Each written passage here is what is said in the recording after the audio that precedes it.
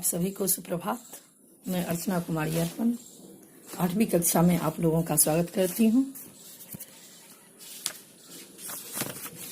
आप लोग मित्र के बारे में सुने होंगे, मित्र का आदर्श रूप देखे होंगे किसी के चरित्र में। तो आज उसी मित्रता के से संबंधित द्वारिका के श्रेष्ठ, द्वारिका के राजा, द्वापर युग के प्रतिनिधि भगवान श्री कृष्ण के मित्रता का उदाहरण हम लोगों को देते नहीं थकते हैं। अनन्य प्रेम, दो मित्र के बीच अनन्य प्रेम का चित्रण जगत विदित है। आज हम उसी से संबंधित पाठ आपको पढ़ाएंगे, जिसका शीर्षक है सुदामा चरित्र। सुदामा का नाम आपने सुना होगा। इन दोनों के गुरु का नाम क्या था आप जानते होंगे। गुरु संदीपनी मुनि के आश्रम में ये दोनों पढ़ते थे।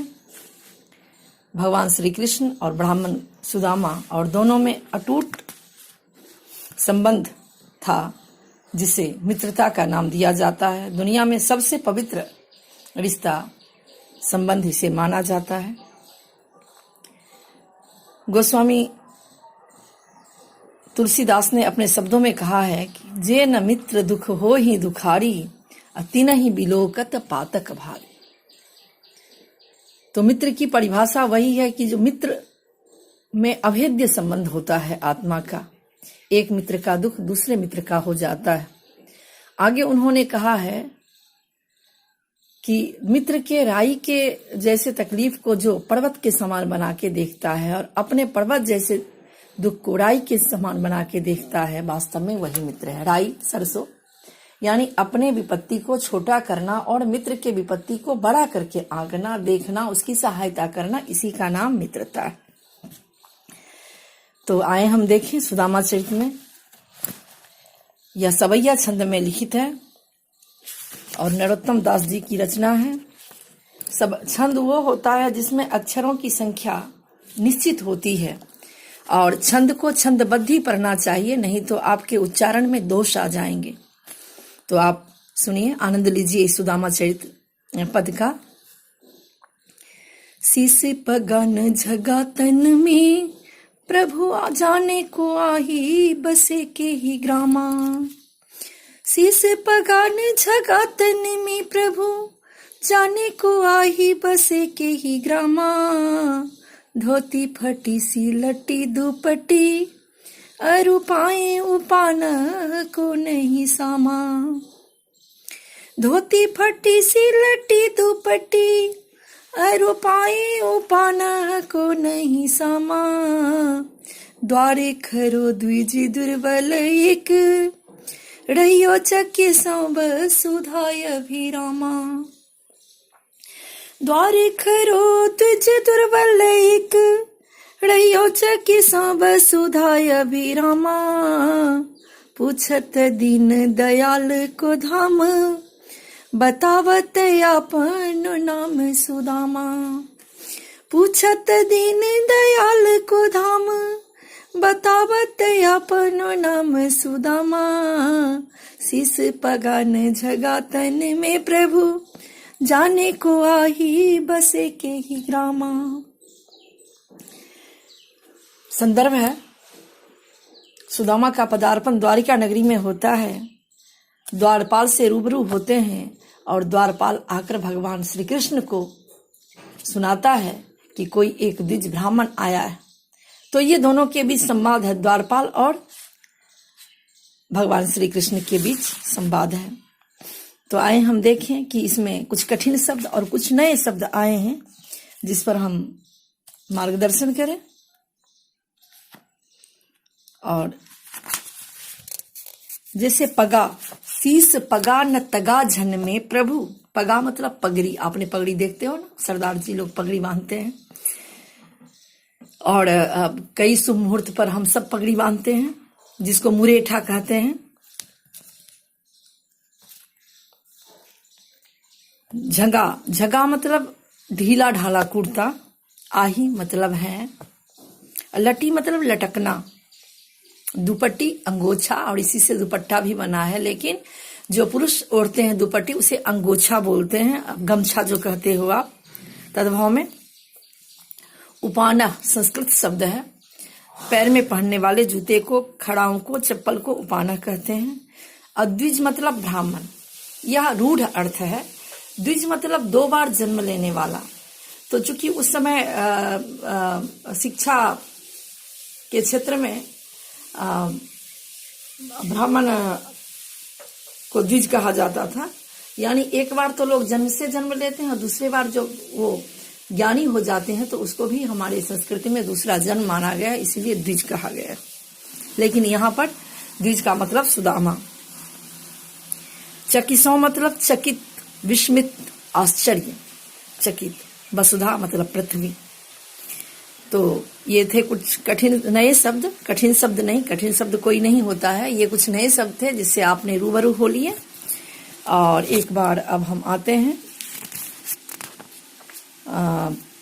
फिर से पद के तरफ। अगर कक्षा में हम रूबरू होते तो आपसे और भी नए शब्द ढूंढने को कहते, लेकिन कोई बात नहीं, निराश होने की बात नहीं है। आप कमेंट बॉक्स में लिखिएगा जो भी आपका डाउट है रहेगा इसमें, और फिर डाउट सेशन क्लियर जो हमारा क्लास होती है उसमें हम सारे डाउट्स आपके क्लियर करेंगे। तो पद को देख लीजिए एक बार, हम इसके भावार्थ अर्थ की तरफ लौटें। शीस पगान झगा तन में प्रभु, प्रभु मतलब भगवान श्री कृष्ण। शीस में पग नहीं और शरीर में कुर्ता नहीं, यानी कोई कपड़ा नहीं। शीस न पगा न झगा तन में प्रभु, जाने को आही बसे के ही ग्रामा।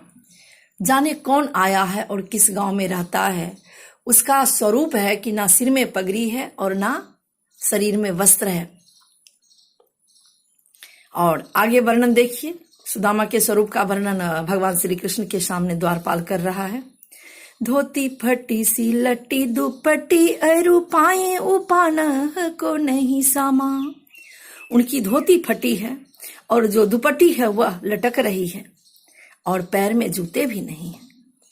द्वारी खरो दुज दुर्बल एक, द्वार पर एक दुर्बल ब्राह्मण खड़ा हुआ है और आश्चर्य होकर के वह भवन को देख रहा है, कभी पृथ्वी को देख रहा है, और आप भगवान प्रभु आप दीनदयाल के धाम को पूछते हुए अपना नाम सुदामा बता रहा है। और फिर अब हम मिलते हैं दूसरे वीडियो में, ऑडियो में पुनः।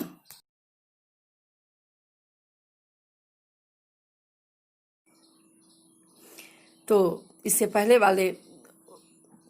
आप पढ़े थे कि भगवान श्री कृष्ण दीन दयाल, जो दीनों पर दया करते हैं, उनका धाम पूछते हुए सुदामा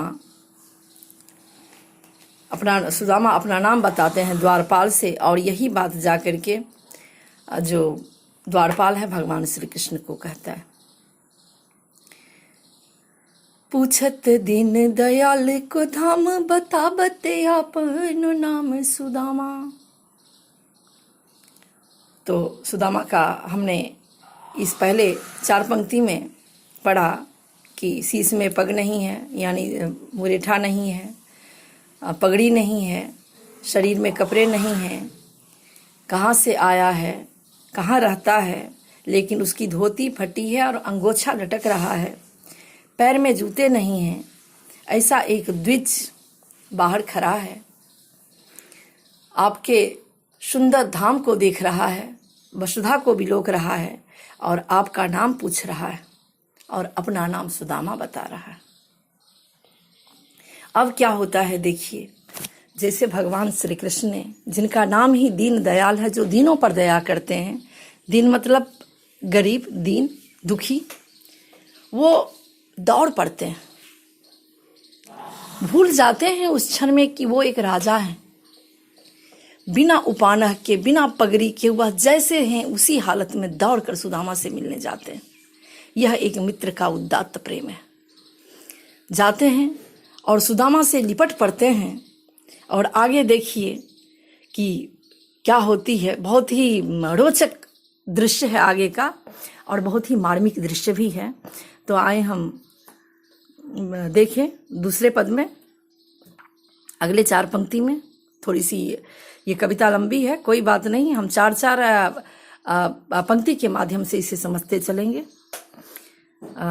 मुझे विश्वास है कि आपने पहली 4 पंक्ति को हमारे दूसरे वीडियो में आप बढ़िया से समझ लिए होंगे अच्छे तरीके से। और अब हम दूसरे पद लेके हैं प्रस्तुत, तो सुनिए इसे। ऐसे बेहाले बिबाए सो पग कंटक जाल लगे पुनि जोई। ऐसे बेहाल बिबाए सो पग कंटक जाल लगे पुनि जोई। हाय महा दुख पायो सखा तुम आए तेन किते दिन खोए।